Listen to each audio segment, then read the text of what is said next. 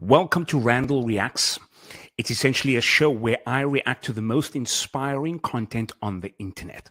So if you've watched any video that you've come across that has really inspired you, I'd encourage you to leave the link in the comments below, and it may be featured on the next episode. Before we begin, I just want to double check that everything is working properly.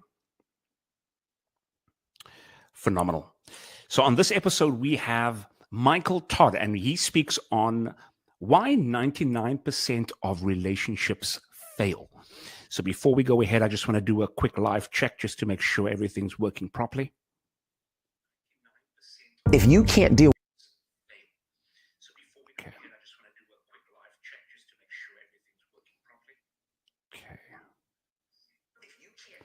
Okay, wonderful. Awesome stuff. So I'm going to give you my honest reactions, and we're going to take it from there. So let's buckle up. Let's see where this goes. Why 99% of relationships fail. It's going to be an interesting one. Let's go. with you if you can't look at yourself in the mirror, if you can't forgive yourself, if you can't say we failed back there, but there's still greatness in the inside of you. If you can't do that to yourself, it's very difficult to love somebody else at that level. Okay, we're cooking already. But let's go on. Let's go on. We're cooking already. If you can't love yourself, level. Our relationships are really a reflection. The reason it's not working is because you can't divorce you. Is it too late to heal and repair because of the baggage of someone in a relationship? Or can you still heal and mend and recreate a new relationship in a broken relationship? Now that's a good question. What do you say to people that are really struggling, that really want love, really want intimacy and connection and just deep compassion with someone else, but they're afraid to do the healing? And if you've just joined right now, just a quick note. If you can hear everything properly, just give a thumbs up, letting me know that you can hear the sound and the audio, the visual as well. So very first episode of Randall Reacts. So I'd really love you to just let me know if everything's okay. Hey, Grant. Let me know, Grant, if everything's okay over there. And then we can move on.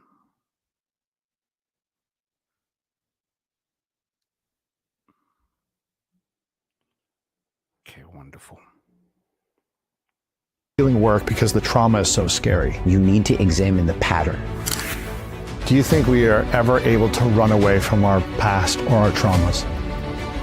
I think you gotta have a dream. The School of Greatness. Really? Yeah. Please welcome Lewis House. Welcome back, everyone, to the School of Greatness. Very excited about our guest. We have the inspiring Pastor Micheal Todd in the house. Yes, sir. Very excited that you're here. Thank you. First off, congratulations to you, my. Just so you know, if you're not familiar with Micheal Todd, he's the lead pastor at Transformation Church, and he's just blown up just with his style of preaching. And I really gravitated towards his ministry. So you're in for a good treat here. I've never watched this before, so it's going to be a good treat for me as well. Thanks, Grant, for letting me know that the sound is all good. Let's go. Brother, you are killing it, and you and your beautiful fiance. Thank you, man. I don't know. I had to fly out here for this interview. I'm excited, man. Last time we did this, it was phenomenal. Yeah, man. And I'm just excited to be with you, bro. I'm excited, man. You are a rising spiritual leader in the world. You've got an incredible church and community in Oklahoma. You have written a New York Times bestselling book, multiple books, #1 New York Times bestselling book of relationship goals, which we had you on here for last time. And now you've got a new book, Damaged But Not Destroyed, From Trauma to Triumph. Yes, sir. That I think is going to really... Just by the way, I'm not sure if you're thinking about this too, but I'm looking at Micheal Todd's hairstyle right there. And he's probably the first pastor that I've seen have a hairstyle like that that's actually really mainstream. He's keeping it fresh. He's keeping it fresh. Inspired and impact a lot of people. And I'm excited for people to dive into this because I think a lot of people are driven by wanting to have love and success. Yes, sir. They want to feel empowered and powerful. But a lot of us are driven to get into relationships or driven to be successful. Did you hear the word driven? I had to just stop in there. Based on some type of wound or trauma of not feeling enough, not being lovable, having something that's holding us back, and we're trying to prove ourselves. Yes, sir. I raised my hand from the past of me being in that situation in business, sports, and relationships. Yeah. Me too. And we were just talking about this before. That drive, that wound can get us to incredible heights. Yeah. But it can also be the thing that kills us. Yes, sir. And Sure. So powerful, Lewis. Lewis, that's so spot on. And I'm sure as you're watching right now, you can attest to it that the same blessing is potentially can be a curse at the same time. and burns us out and go through breakup and hardship. Yeah. I want to start with relationships before we get into success. Okay. Why do you think a lot of relationships aren't working out today? Yeah. Specifically to our culture and society, is it because people are choosing wrong? Is it because they're getting into a relationship at the wrong time? Is it because they're not clear on the tools on how to have healthy relationships and intimacy? What do you think is wrong with relationships today? So, first off, I want to say that relationships are how we were, I believe, designed to interact with each other in this life. So for everybody that's listening and watching, be like, that's why I don't do no relationships. I don't want no relationships. Like, you're missing out on, I believe, what is the fabric, the most valuable connection you could have is authentic, real, the life-giving relationship with somebody else. Now, this goes so against the culture right now where I don't need a man. I don't need a woman. I'm going to do things all on my own. I'm going to get my paper. You see where I'm going with this? I'm interested to hear what he has to say. Let's hear. So for everybody that's been hurt, I just feel to start there, to everybody who's been burned and wounded and all that other stuff, I do believe that this is how God intended for it to be, us to be in relationship. But the reason, to answer your question, why I think it's so hard and it doesn't seem like a lot of people are doing well in relationship is because of three reasons. Number one, I don't think that they're bringing their full self to the relationship. I think many times when people start in relationship, they really give versions of themselves. Sure. And I understand it to a degree, but some people have been married for 10 years and still they've never met who they really Aina. Listen, if any of this blesses you, say, either say amen in the chat, or if it's a hurtful thing that gets you in your side, say Aina. It's an Afrikaans word that says ouch. So this is an Aina one about putting on that mask in a relationship. That's a big Aina. are married to. Ooh. Some people have been in business with people for years and they've never really met their business partner. Right. They're getting these versions of them that are triggered by, number two, their trauma. Mm-hmm. So the version I present of you is not really who I am. It's who I am after I was in the relationship with the last guy. It's Okay, we are starting this episode like this. So he's saying that we are bringing in the past version of ourselves into the new relationship. Okay, talk to me, Todd. Talk to me. after I'm in the relationship with the last business partner. So when I come, I don't come with fresh trust. I don't come with fresh expectation. I don't come assuming the best. I come to you like, maybe you won't hurt me like the other person did. So I'm going to give you this much because I never want to actually feel that again. Wow. And you can never really love unless hurt is an option. Wait, say that one more time. You can never really love Okay. if being hurt is not an option. Interesting. And a Whew. I think this is such a teachable moment right here. It's like we are so protective over our hearts that we go into something not really loving because we're afraid of getting hurt. And Micheal is saying right here that in order to really love, we've got to be so vulnerable. If you relate to this, let me know in the chat. And also, if you have a video that you really found inspiring, let me know in the chat as well. Put the link in the chat and it may be featured on the next episode. But let's continue. Man. lot of people are trying to mitigate the hurt so they also mitigate the amount of love they can feel. Interesting. And at the level that you are vulnerable, it's the level that you can actually experience the love, the acceptance, the joy that you really want in a marriage. And so I always ask people, I was like, who are you bringing to this relationship? Are you bringing the broken, battered, wounded, jacked up, pessimistic version of yourself to this? Are you actually saying, you know what? I need to start over. This is a brand new person. I need to maybe not even be in a relationship right now so I can go heal. So let's break that down. So you got to so he's saying we've got to realize that this is a brand new person. And it's so easy to not recognize that and treat that same person, treat the new person ish like the old person. And then he said, maybe it's not even time to be in a relationship. If you are single right now and you are single on purpose because you want to take time to heal, take time to learn, kudos to you, dog.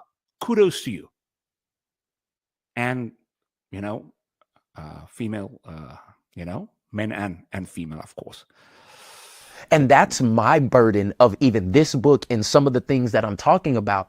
I really feel like the quality of our life would increase if we would allow the quality of our healing to increase. Mm-hmm. And most people don't want to take the time to heal. I mean, you used to play ball. Man. Like, think about it. Every contact sport has an off season. Mm-hmm. And the primary reason for an off season is what? Healing. I've been getting hit. I've been running. I've been lifting weights. I've been ripping and tearing and all the different things. So I need a season so that I can become the version of me that I know I can be up here. But my body, my emotions, my will needs time to become that in here. Yes. And a lot of people are jumping from relationship to relationship, business entrepreneurship to business entrepreneurship partner. They're going from this to that. And I'm scared that many people aren't reaching their greatest purpose or their greatest height because they have not taken the time to actually heal. Mm-hmm. And so that would be the answer to my question, to your question holistically. I think people aren't doing good in relationships is because they're not tending to themselves. Right. They're not tending. Whew. What a word right there. Listen, if this is resonating with you, let me know in the chat if it's resonating with you. And if you want to contribute to this conversation, I will read the comments thereafter. But man, listen, I think this is content that it's not like we haven't heard this before, but it's always nice just to get that reminder, right? And whether it is packaged in a pasta, whether it is packaged with someone that's looking fresh like this, doesn't matter how it's packaged, it's always good to get a reminder. So let's continue. Let's see if he cooks up some more. So you said not bringing the full self to the other person, whether it's intimacy, whether it's friendship or business. They're allowing their traumas to guard them or hold them back as well because they're not allowing themselves to recover or heal. What would be the third thing, did you say? I would say that the third thing of this, now you got my mind going 1,000 places. Now I'm ready to start relationship goals part 2. But the third thing would be that they don't tend to themselves. Yeah, they don't tend to themselves. Yeah. So what ends up happening is I'm a person of faith. And so the Bible says that you can only love your neighbor at the level that you love yourself. Come on. And that's an Aina moment. That's an ouch moment right there. Because that really gets to the core. It gets to the core question of how much do we love ourselves? Ish, papa. Let's continue. So if you have a level 2 out of 10 of self-love, you only can give at maximum a 2. Wow. And a lot of times you don't give nobody else the maximum. I guess now the question is, how do we know how much we love ourselves? If you can answer that question, I hope Pastor Mike touches on this, but it begs the question to me now. Okay, it begs the question, how do I know how much I love myself so that I can see how much I love others? Let's see what they say. And let me know in the comments too. Right. So again, if you can't deal with you, if you can't look at yourself in the mirror, if you can't forgive yourself, if you can't say we failed back there, but there's still greatness in the inside of you. If you can't do that to yourself, it's very difficult to love somebody else at that level. And that's where I think a lot of times our relationships are really a reflection. The reason it's not working is because you can't divorce you. But you can let go of them. And you don't like what you're getting from you, but you can not. Hold on. What just happened there? Did you catch that? That's 808. Let's just rewind a little. Let's play that back again. And that's where I think a lot of times our relationships are really a reflection. The reason it's not working is because you can't divorce you, but you can let go of them. And you don't like what you're getting from you, but you can not like what you're getting from them and try it again. Wow. And so I think that sometimes, I'm talking heavy right now, Lewis, but what I am saying is I feel like some people need to take time to reflect and remember, to retool and then renew. And I think that's how out of that your relationships will be so much more vibrant. They'll be so much more intentional, as well as you'll get to experience the fruitfulness and the joy out of those relationships because you've done enough work on you to know what you're actually looking for. Sir. This idea of healing is something that Does that make sense? That makes sense, right? I don't think it's anything you haven't heard before, but man, it's always so good just to get it so fresh, man. And for those that are on the stream right now, a major salute to you. I'm glad you are here. It means that you really want to edify your spirit. So major salute to you.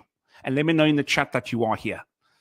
I've really loved over my last decade, but specifically over the last 2.5 years, I've dived deeper into internal and spiritual healing. Yes, sir. And it has created a level of peace and an internal environment of harmony that I've never experienced in my life. Yes, sir.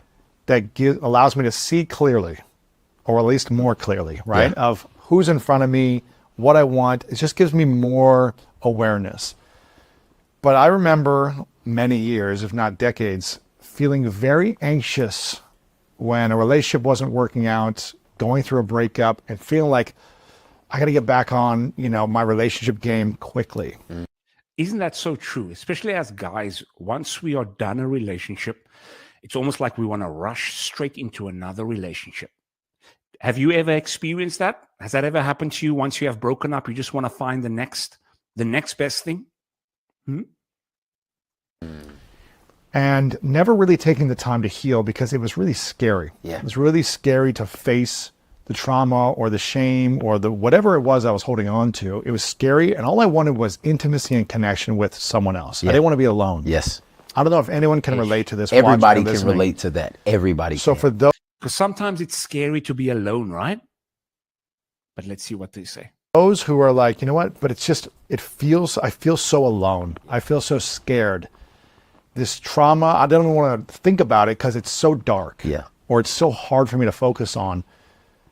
What do you say to people that are really struggling, that really want love, really want intimacy and connection and just deep compassion with someone else, but they're afraid to do the healing work because the trauma is so scary? So the trauma is so scary, you're afraid to do the work. My question to you is, have you ever been in that situation, or currently are you in that situation? If you are, let's see what Mike says. So I would say to you, because I know there's thousands of people watching this that feel that exact same thing. You need to examine the pattern.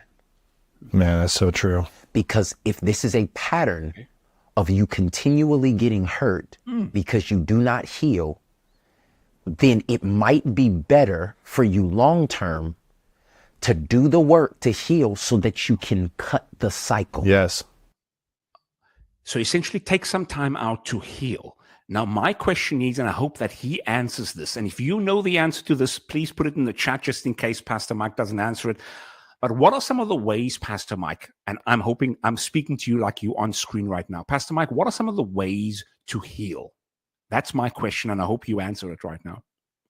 I think about rest in heaven, Kobe Bryant, when he tore his Achilles, and he said he could come back and play before he was fully healed. He was ready. I mean, and he would have probably been better than 9 out of 10 people on the floor. He could have fooled everybody, but he knew he wasn't his 100%. He wasn't. So in other words, if Kobe needed some time to rest and heal, how about us? His best. He was not his best. So if it came down to the last minute when he really needed to be his best, he wouldn't have what he needed to have. So they took the time for him to actually heal. What I'm saying is you may be fooling everybody.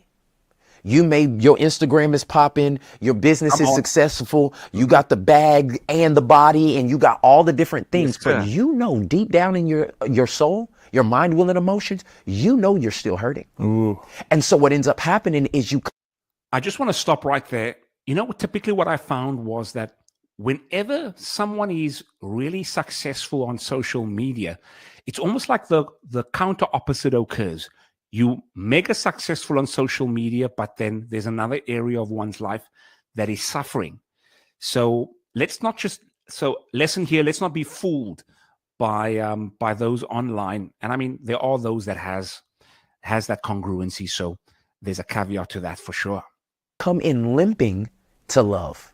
You limp into love. Wow. Instead of leaping into love. Right. You should be able to go a lot higher, but because you're still aware of the thing that you need to be healed, you don't go. And so what I'm saying is, if this is a pattern, if it's been the same, it was John and then it was Joey and then it was Julio, then it was Jaquan and then it was Jared. Like if it's the same thing, you might want to step back and get a new perspective because the pattern is the same. Mm-hmm. And a season of discipline can produce a lifetime of freedom. Come on. And that's where I just... A season of discipline creates a lifetime. What did he say there?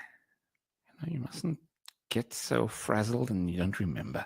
And it was Julio, then it was Jaquan, and then it was Jared. Like if it's the same thing, you might want to step back and get a new perspective because the pattern is the same. Mm-hmm. And a season Here we go. of discipline can produce a lifetime of freedom. Come on. Woo. And that's where my encouragement, I've counseled too many people. I've been around too many people. I've helped so many people get through this hump in their life. And what they realize is what they're scared of, they need the most. That intentional time with themselves, that intentional time with God, that intentional time with community, that intentional time in counseling. They need that because if you discover you, if you find out who you were made to be and walk in your purpose and get confident in that thing, then you actually will attract what you really want to love. Mm-hmm. And most people are attracting to their insecurities. Ooh, man, that's true. You're attracting based on your trauma, not on the healed version of you. Right. And so you're looking for somebody to play savior and they can't. Listen, this is some heart-piercing stuff right here. Man, listen, if you're getting value from this, I'd want you to let me know in the chat. I see Christy's in the house, Ryan, we have Andre, we have Daryl. Listen, this is just going to get better. So I'd encourage you to just stick around. Man, why 99% of relationships fail? And here we have the answers right here. And I believe there's still some more that we're going to get. So I'm excited. If you are here, let me know that you are here. Big shout out to all those that are in the chat. Let's continue. Never been able to have that ability in this life. And so I would just encourage those people. I know it's hard. I know it's frustrating. I know you probably even tried before. But as someone who can identify with you, like as someone who did not want to face their trauma, did not want to talk about the bad stuff that happened, did not want to even block stuff out. No, I'm not going there. Like the journey that I've gone on to actually take everything that has damaged me and say, you know what? I may be damaged, but I'm not destroyed. Come on. Teach, Doc. I might be damaged, but I'm not destroyed. And just to allude to the previous point that he made is that being alone and isolated and with ourselves can be scary because then we are face to face with our trauma. And he's saying that we need to get right into that space, into that vulnerable space. Man, let's go. This thing that was trauma, it actually can be fuel to make me triumph.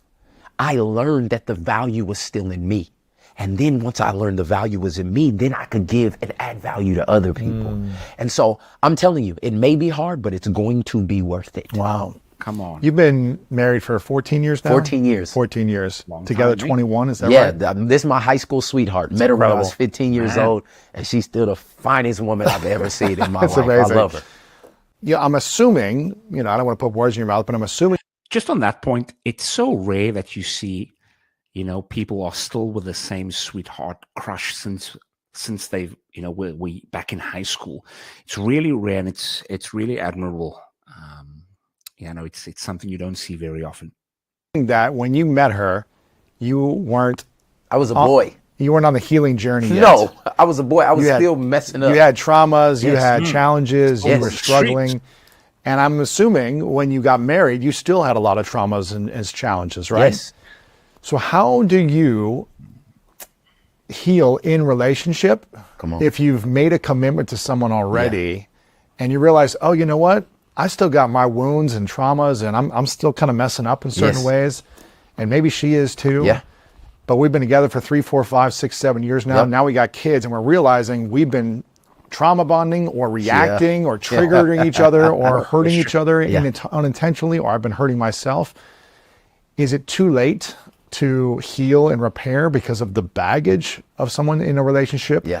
Wow. Or can you still heal and mend and recreate a new relationship in a broken relationship? I'm not saying yours was broken, but anyone. This is what I do. And for everybody that's listening, you have to go get my book, Relationship Goals. This is amazing. not what we're talking about Right, today, right. but it will help you. It's how to win in marriage, dating, and sex. And you really need to get that. And my answer to your question, Lewis, is yes. Overwhelmingly yes. Two broken people who make a decision to do something are way more powerful than a broken person who decides, I don't want to try. Okay, so some encouragement for us right here that we can heal from all the trauma from the past. Because Pastor Mike is saying if two people decides on doing it, then it's much better than just one person doing it. And I'd like to hear what he says further. Like trying turns into training, and training can change your destiny. And so I've seen it in my life. I've seen it because the reason I say get the book, because I tell you all the stuff I did. Like I messed up, I jacked up, I lied, I had months of insanity. I did all that other stuff. But this is my motto: progression, not perfection. If somebody's I just want to stop right there. Progression, not perfection. Isn't that so encouraging, eh? sees that you are moving forward or making attempts.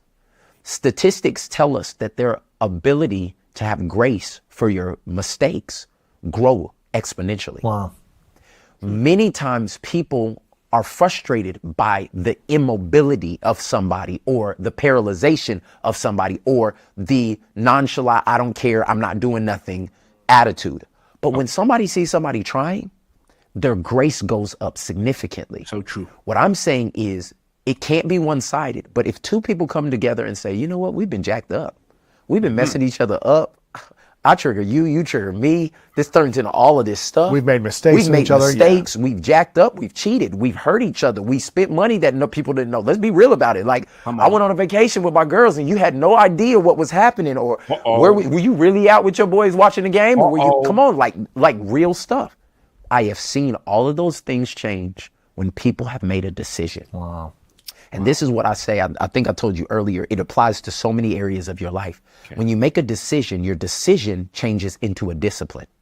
You have to do something that's a discipline. Okay, we're going to go to counseling once every 2 weeks. Or we're going to meet with another couple that's older than us and ask them how the hell they didn't kill each other. Right. Or we're going to, you know what I'm saying? We need a discipline. We're going to take walks together. We're going to talk. We're going to make a discipline. But once you get that discipline, somewhere around the consistency being all the time, even when you don't want to, it turns into a desire. Yes. You literally go from a decision to a discipline to a desire. Okay, so a decision to a discipline to a desire. Okay, talk to us about the desire, Pastor. Come on.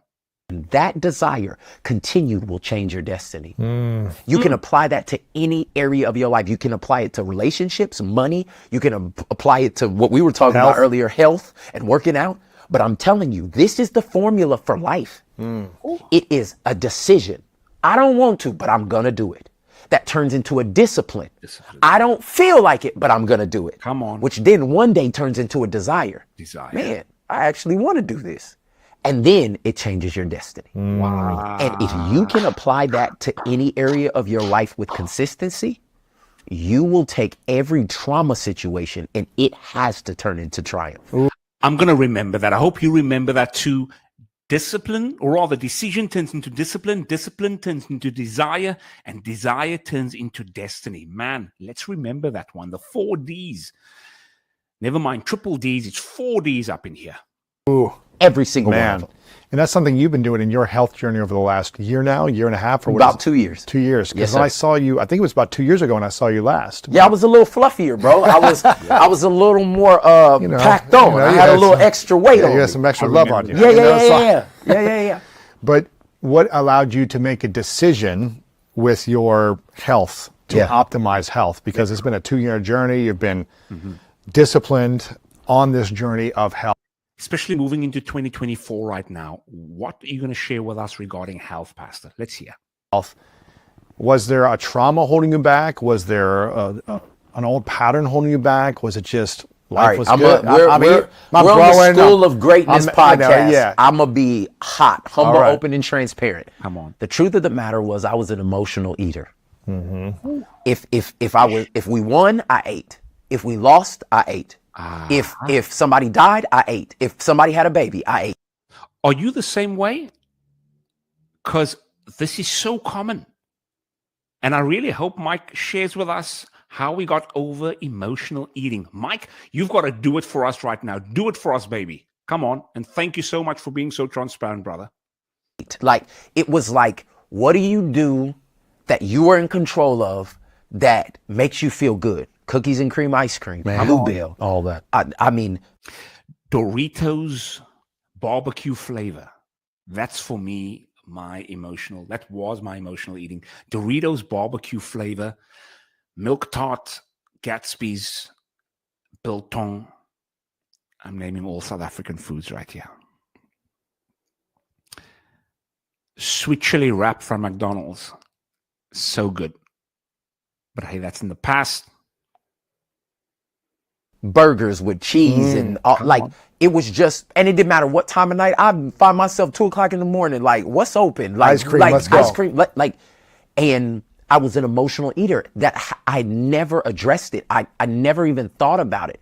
When I began to gain another level of success, responsibility, all of these different things, now it gets magnified because I'm feeling it all the time. Like I'm responsible for this many people's livelihoods, and people are depending on me to be inspired and be drawn closer to God and all this other stuff. And you start feeling that pressure. And what do? You need a release.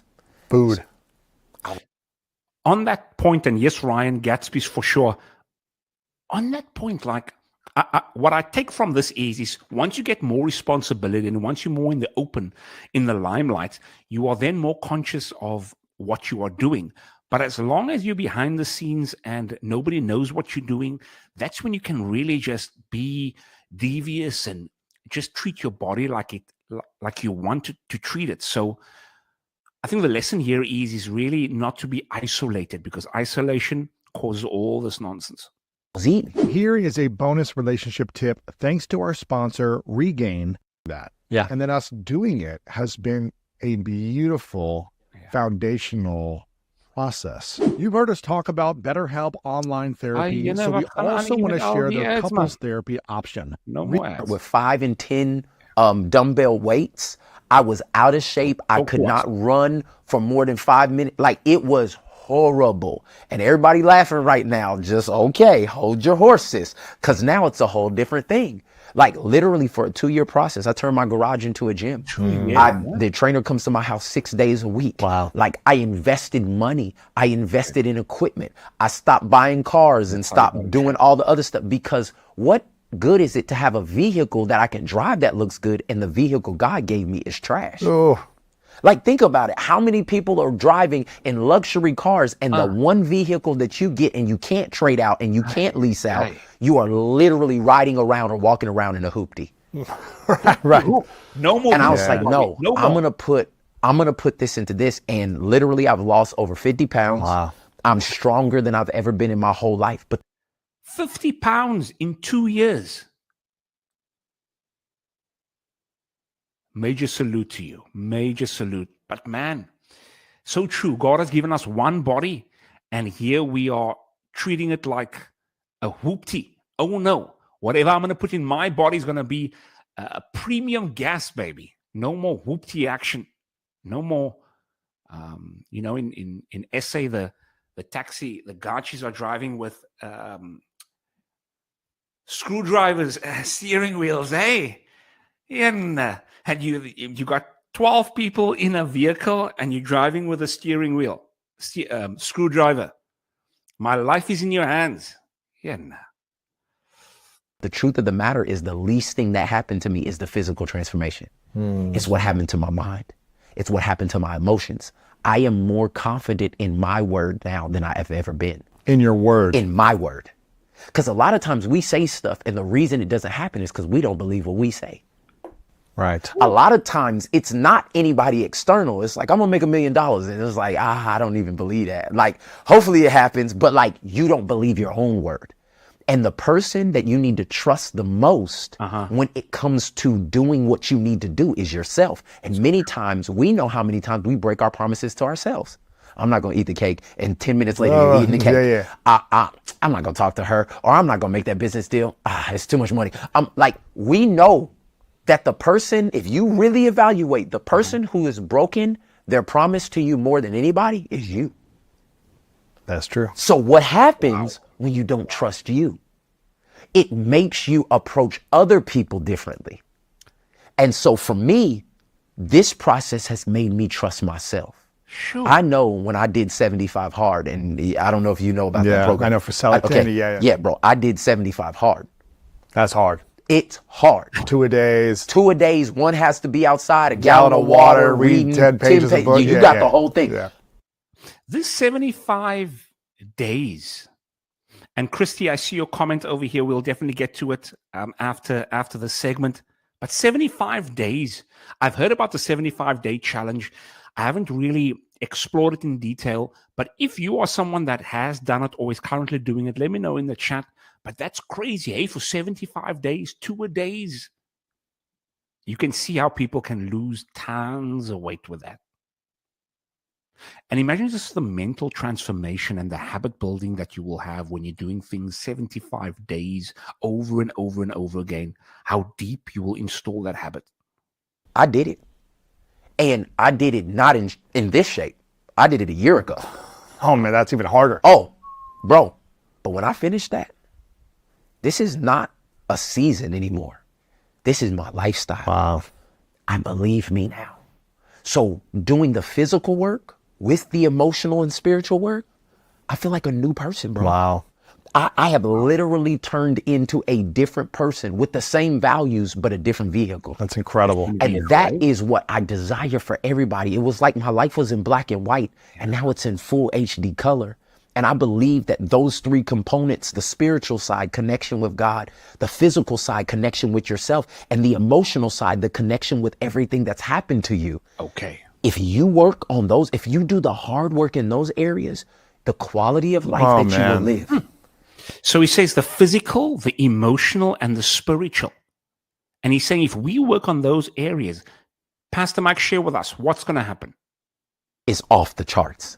Here is a bonus relationship tip thanks to our sponsor, Regain. I want to feel emotionally safe. Would you be open to going to therapy in the beginning of the relationship? Not when things have problems in the future, but can we go to discipline with your health? Yeah. But you're still on the rise. Yeah. You're still serving. You're getting all this real estate. You're impacting people. Yeah. Millions of people are following you. Where would you be in 5 to 10 years? I would have unhealthy habits that would jeopardize everything. Really? Oh, well, it's how the human nature is. Huh? If you're not healthy, but you still are making great impact, Okay. what ends up happening is that great impact starts to affect you differently because it becomes a harder pressure because you do not have the vehicle or the vehicle, container to do what you need to do. And that's what one of the core tenets that we have for Driven Daily is train every day. And it's physical training and mental training. However, for the physical piece, it's so important because, like we always say, you can have $1 million in the bank, but if your body is crippled and if your body is unhealthy, all you want is your health. You can have the best marriage, but if you don't have your health, all you want is your health. So your health is the foundation and the springboard. Of course, the initial foundation is God, However, straight thereafter, it's your health. So come on, teach, doc, teach. I got to be on that podcast right now. Lewis, if you're listening to this right now, I'm coming for you, or I'm coming to you. So you need to find ways to medicate.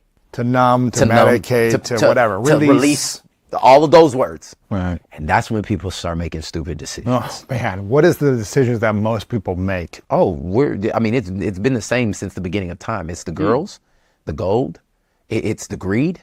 It's the, like, you start. What are the decisions? Did I hear girls or gold? I know gold. Let's hear again. In your voice. And for great reason, right? Because you're bringing a lot of joy, inspiration, and service to people. Where do you think you would be in 5 to 10 years had you not taken care of the life they prayed for? And that's when people start making stupid decisions. Oh, man. What is the decisions that most people make? Oh, it's been the same since the beginning of time. It's the girls, the gold, it's the greed. It's the, like, you start taking more than you're supposed to. Okay. You start investing in relationships that have no actual benefit for your life. You start becoming, you got into it with the right motivation, and now the motivation is just money. And so it changes the heart and the content of what you're doing, because it's not about actually helping people. It's about how many people can help me. So true. I found myself in the past in a situation where I didn't have money. And then all of a sudden, what I wanted was money. And that was everything I wanted to have. And then I neglected family, I neglected friends. And I've come to realize we can have it all. We can have the health. We can have the wealth. We can have the spiritual well-being. We can have it all. Gone are the days where you can just focus on having money and then you neglect your health or your family. Listen, if you are watching this right now, I want to encourage you that you can have it all. You can have it all. Like, when motives change, the ways that I release change, and then, we haven't even talked about the substance abuse. Like, I can't tell you how many athletes and people that I mentor and pray for and help that they're literally inebriated more than half of the day. Sure. Like, smoking, alcohol, drugs, mushrooms, pills, whatever. Yeah. They're literally not remembering the life they prayed for. Wow. They were in some locker room or somebody's mom's house praying that they could get into this situation.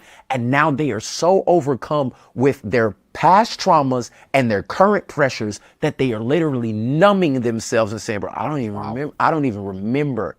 So you're living the greatest moment of your life and you don't even remember it? So the question begs, and I'm asking myself this as well, what are we numbing? What are we using to numb our pain? What are we using to numb our trauma?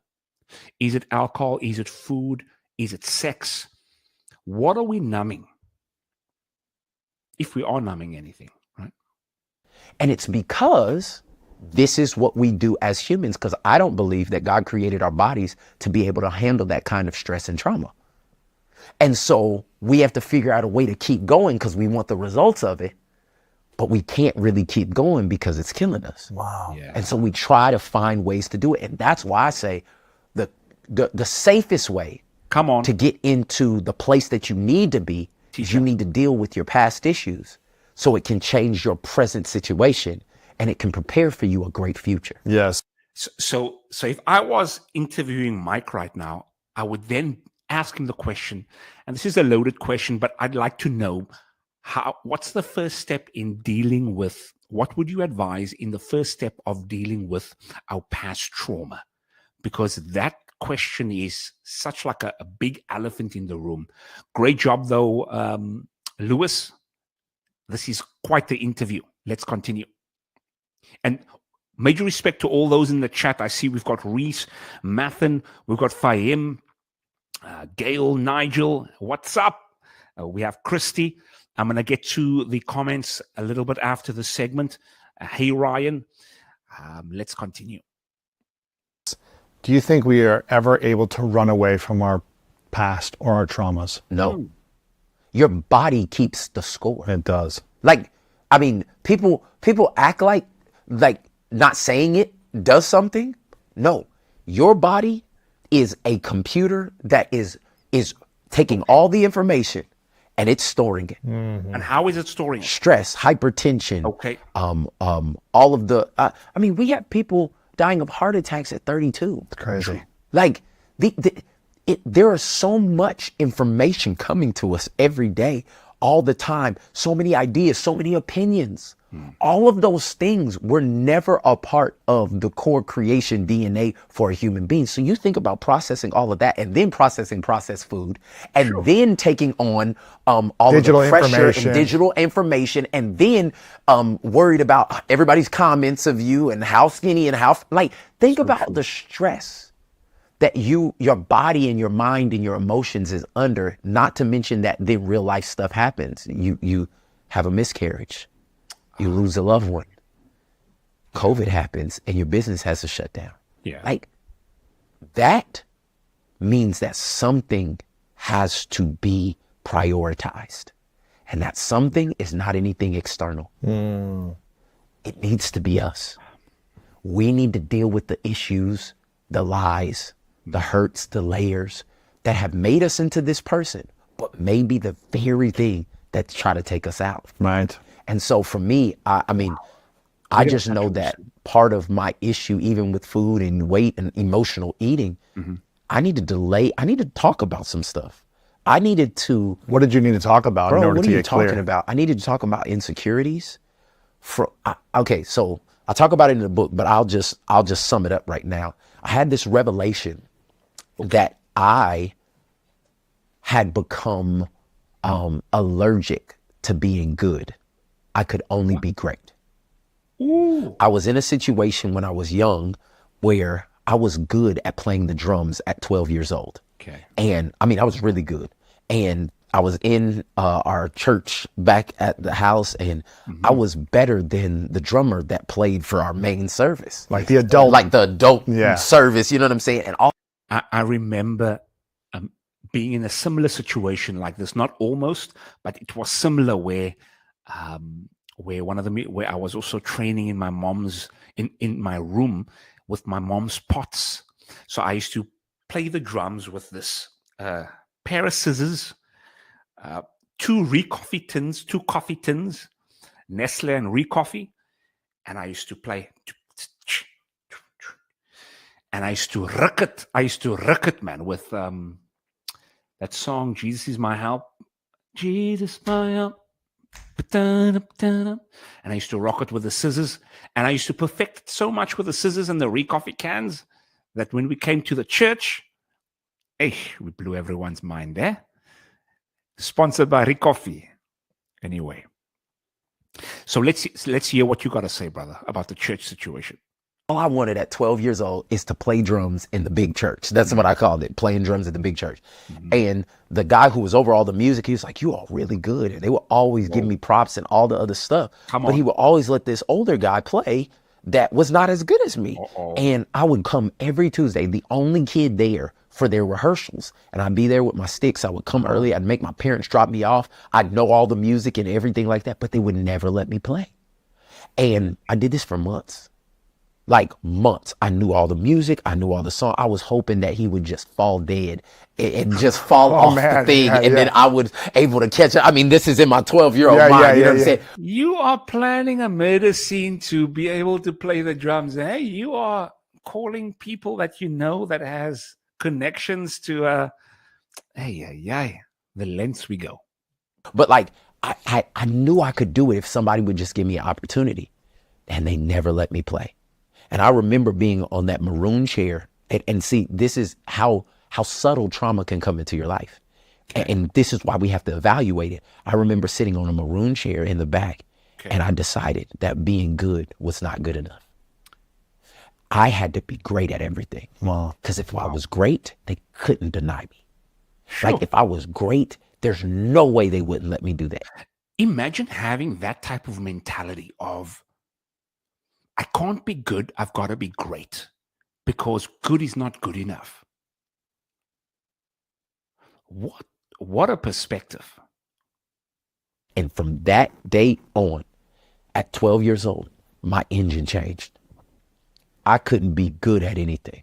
Okay? No, I'm not playing the game unless I'm going to smash you. Come on. Like I'm not. And now this now seems like at that age, it seems endearing. It's like, wow, this young man is, wow, he's proactive and he's gifted and Motivated, he's motivated, hungry. Yeah, he's hungry. Like, and so now I'm getting attention from it. And now I'm getting accolades from it. And now I'm getting, so it's like, oh, this is great. I made the right decision. Like, I'll never be good. Nothing good is good. I will only be great. So my car had to be great. My business had to be great. My wife had to be great. My family had to be great. Everything had to be great. And this served me for almost 20 years until I reached this level of success and everybody wants me to come speak and everybody wants me to do this. And we found out that my only son had autism. So now my wife is broken. She's depressed. I'm confused. I'm the guy that's supposed to have crazy faith, but I can't do anything about my son. He's no longer looking at us. He's not saying any words. His younger sister is developing past him. Like he's peeing and pooping on himself every day. Like what's going on? And now my motor is I have somebody here that looks like me that's not great. And it's not even good. Uh-oh. I don't know how to process this. So now I'm going to go and I'm going to make more money. I'm going to da-da-da-da-da. But my wife needs me. I have the person I've loved for my whole life sitting here saying, I don't care if we have any more money. Wow.